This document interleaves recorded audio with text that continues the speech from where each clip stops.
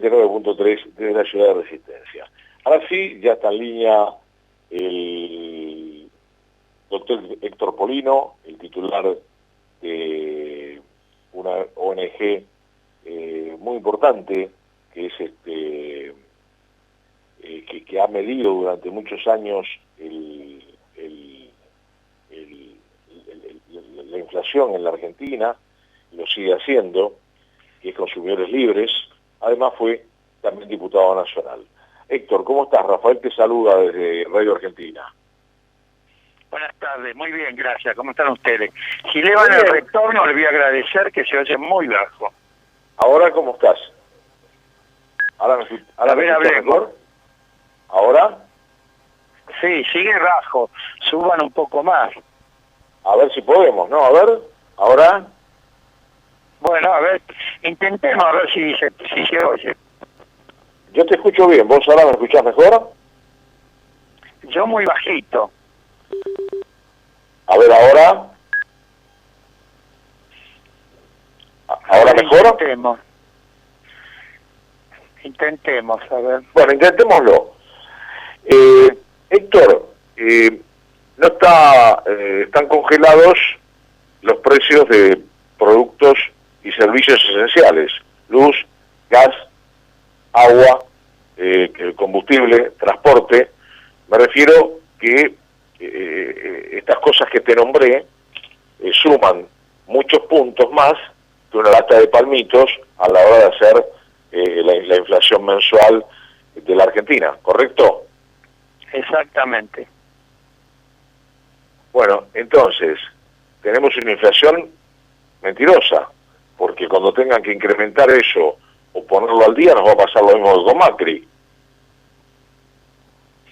El tema es el siguiente, que frente a esta situación tan particular que vive el mundo y también la Argentina, están aquellos que se aprovechan de estas circunstancias y tratan de remarcar los precios, sobre todo de los productos de la canasta de alimentos.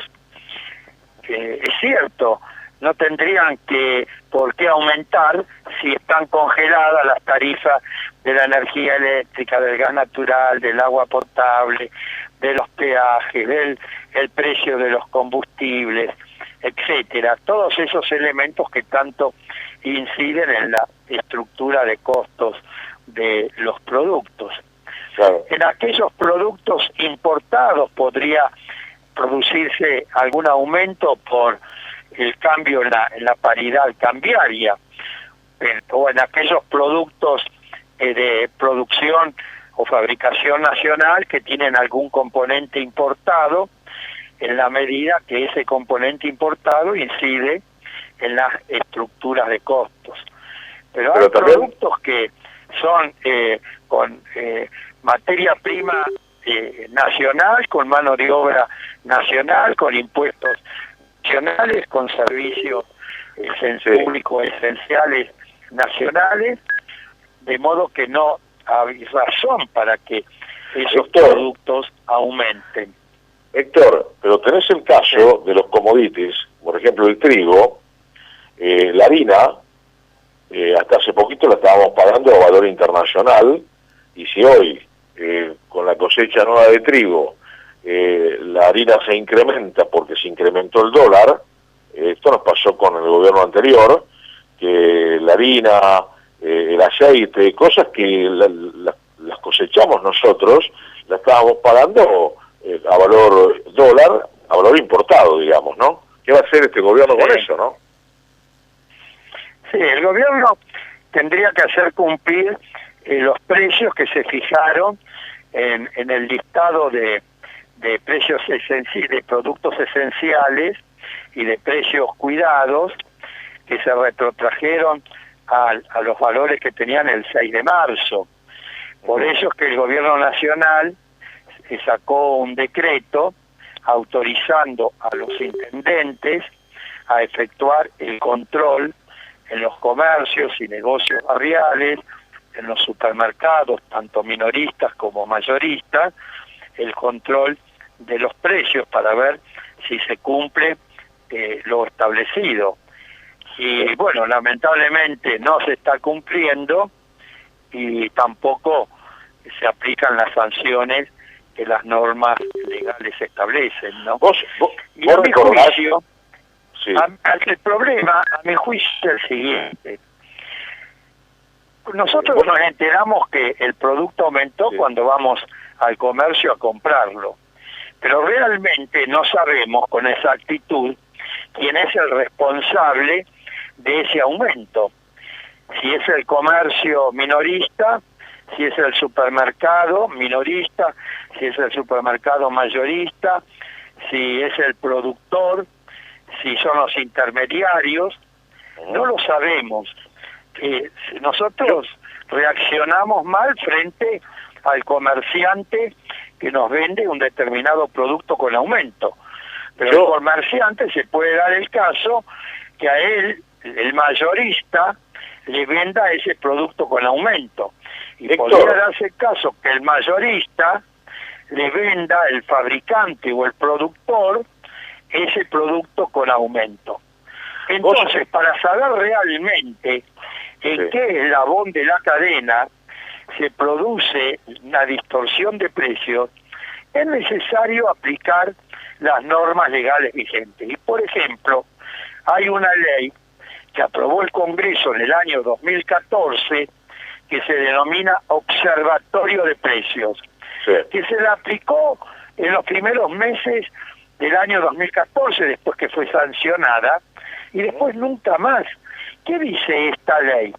Que funcionarios del Ministerio de Economía, con representantes de 3 entidades de defensa de los consumidores, observan la variación de los precios para determinar en qué eslabón de la cadena se produce una distorsión, de modo tal que el gobierno pueda actuar rápidamente sobre ese eslabón de la cadena y restablecer la normalidad.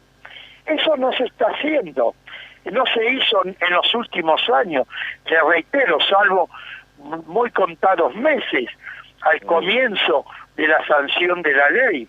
Entonces, hoy no sabemos realmente quién es el culpable de estos aumentos de precio, en qué eslabón de la cadena se produce realmente una actitud abusiva, especulativa, de carácter antisocial. Héctor, en algún momento de tu vida, yo que tengo ya bastantes años también, todos los controles de precios que hubo en la historia argentina, o como llamarle como quieras, ¿vos recordás alguno que haya dado resultado en el tiempo, en un tiempo relativamente importante? No entiendo la pregunta, no se escuchó bien. ¿Cómo? La pregunta es esta.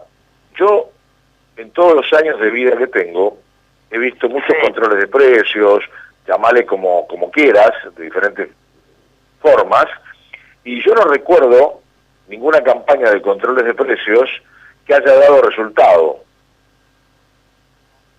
Sí, eso es cierto, pero bueno, cuando en una situación tan especial como la que vive el mundo y el país, donde los trabajadores la están pasando muy mal, donde hay cualquier cantidad de despidos y de gente que no cobra el haber mensual, donde tantas pequeñas y medianas empresas están cerrando, tantos comercios tienen tantas serias dificultades, no es posible que un grupo de grandes empresas aprovechen esa circunstancia para obtener ganancias excesivas y en algunos casos escandalosas.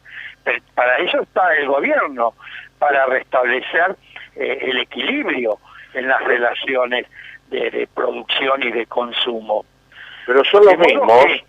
Para eso está el Estado. Para eso está el Estado. Y el Estado tiene un conjunto de instrumentos legales.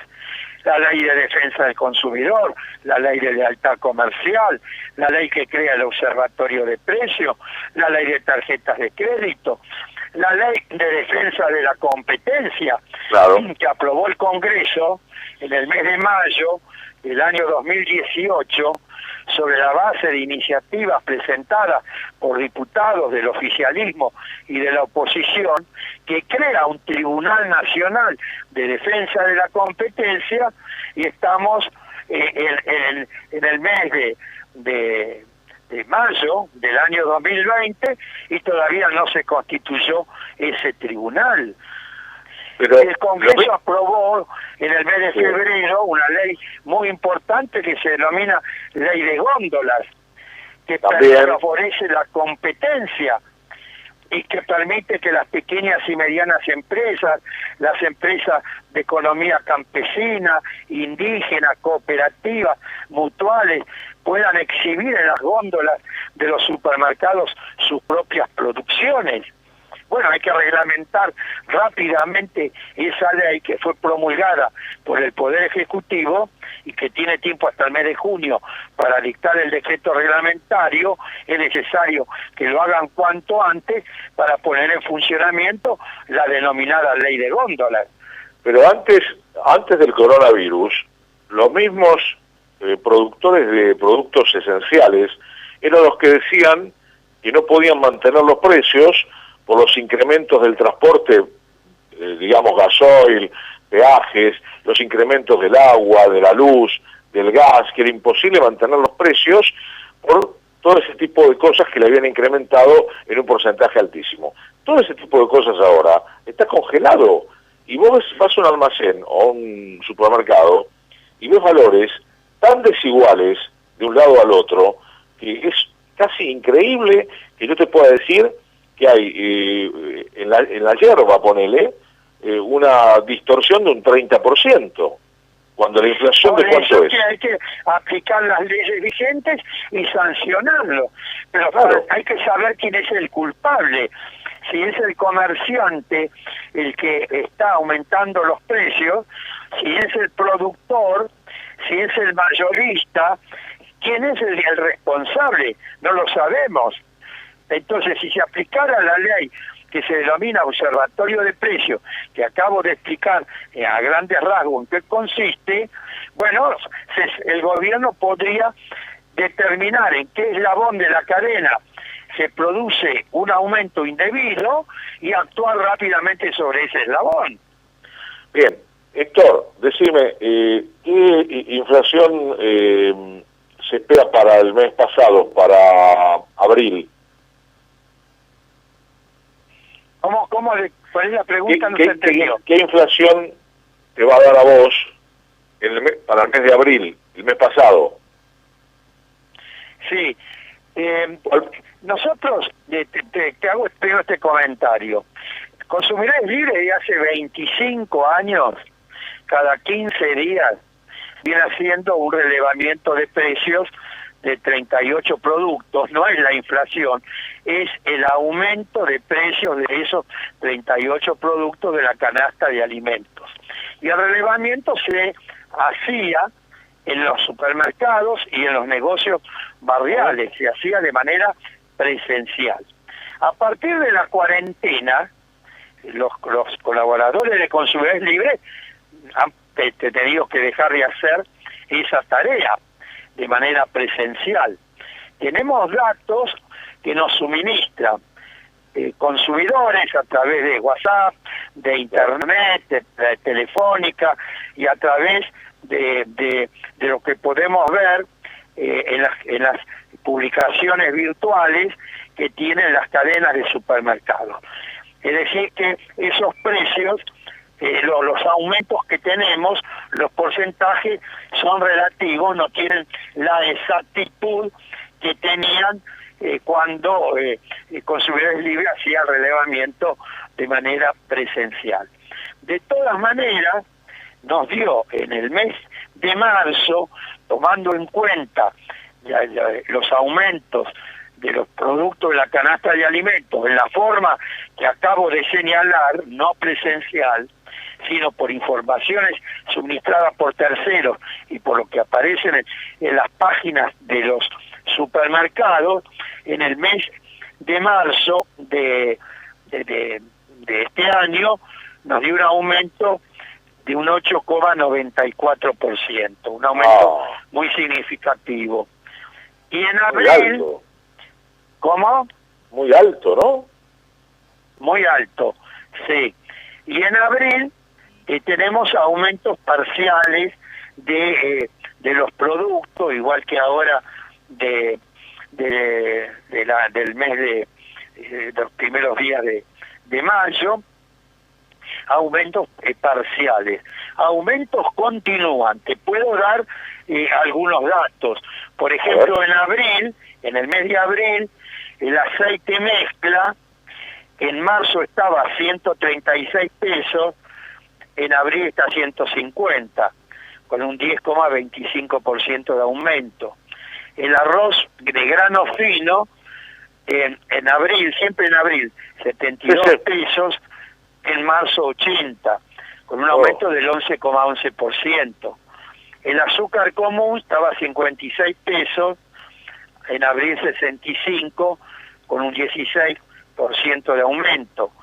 Los fideos de 500 gramos estaban 70 pesos, ahora en abril 75, con un 7,14% de aumento. La harina de trigo estaba a 60 pesos, ahora 65, con un 8,33% de aumento.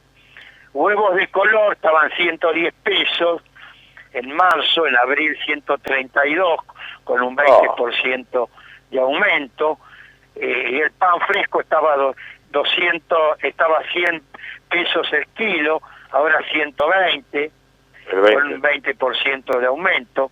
La yerba estaba a 220 pesos el kilo, 250, ahora con un 11,11%, y así podríamos continuar. Decime, con un listado. Yo ayer compré la leche de primera marca en sachet, 60 pesos, ¿está bien? Sí, puede ser, sí. 60 pesos. Estaba 55.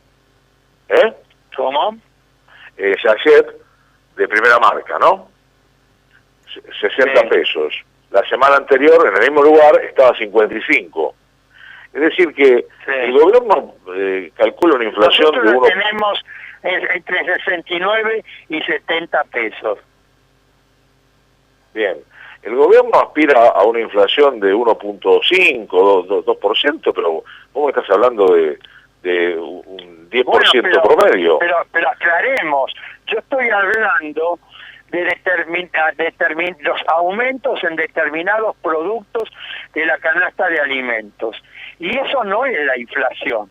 La inflación mide alimentos, pero mide calzado, turismo, vestimenta, transporte público, mire infinidad de la educación, de rubros. No es solamente los alimentos. Los alimentos no es el dato de la inflación, es el porcentaje de aumento de esos alimentos. La inflación es el promedio de todos los relevamientos que hace el INDEC y que lo hace en todo el país. Por eso es que hay datos que por zona que difieren de una zona a la otra. Pero la inflación mide el turismo, mide los servicios públicos, mide el calzado, mide la ropa. La educación también, que no funciona ahora. La educación, la salud, los medicamentos, mide todo. Entonces, el porcentaje de aumento de los alimentos no tiene por qué coincidir con el porcentaje de aumento de la inflación, porque la inflación mide infinidad de rubros que nosotros no lo medimos, porque no estamos en condiciones de hacerlo, ¿no? Seguro. Héctor, ¿algo más que quieras agregar para que la gente aquí en el Chaco sepa comprar mejor o qué tiene que hacer? Bueno, en primer lugar, tratar de, cuando va a hacer una compra, observar la fecha de vencimiento. Porque muchas veces uno va y hace compra para una semana, 15 días, y para no ir tan seguido al supermercado, 20 días, y resulta que cuando va a consumir un yogur, por ejemplo, o una leche, la fecha ya está vencida. Entonces Claro. tener en cuenta esa circunstancia. Y el otro dato, tratar de comprar el mismo producto que viene en envases con distintas medidas. Por ejemplo, un producto que puede venir en un envase de 250 gramos, medio kilo, 1 kilo, etcétera, tratar de comprar, si tiene posibilidades, aquel producto con el envase más grande. ¿Por qué? Porque hay una serie de elementos que inciden en la estructura de costos, inciden prácticamente en la misma proporción en el envase pequeño que en el envase más grande. Por ejemplo, el costo del envase propiamente dicho, el costo de la logística del traslado de ese producto de un lugar, del lugar de producción al de venta. Por ejemplo, el costo de impresión del envase, todas las explicaciones que el envase tiene en su rotulado, es exactamente el mismo costo para el envase pequeño que el envase grande. La tapa, sea de que un corcho, sea una lata, etcétera, el costo es el mismo. Entonces, para que el costo del producto en sí mismo, que es el que vamos a consumir, sea menos caro, es importante tratar de comprar ese producto en el envase más grande y no en el envase más pequeño. No sé si quedó claro. Perfecto, perfecto. Interesante lo de la fecha de vencimiento, porque es cierto. Yo, por ejemplo, hago la cuarentena casi estricta. Cuando voy al supermercado compro para 10 días, 12, y es cierto lo que vos decís, ¿no? La fecha de vencimiento, muchas veces en el apuro la gente no la lee ni la mira, ¿no? Bueno, y es muy importante, porque puede consumir un producto que tenga la fecha vencida. Bueno, Héctor, te agradezco infinitamente la atención que has tenido con la nota. Espero encontrarnos en cualquier otro momento y, por supuesto, quizás en otra situación. Te mando un abrazo grande, Héctor. Que sigas muy bien, hasta pronto. Bueno, fue el doctor Héctor Polino,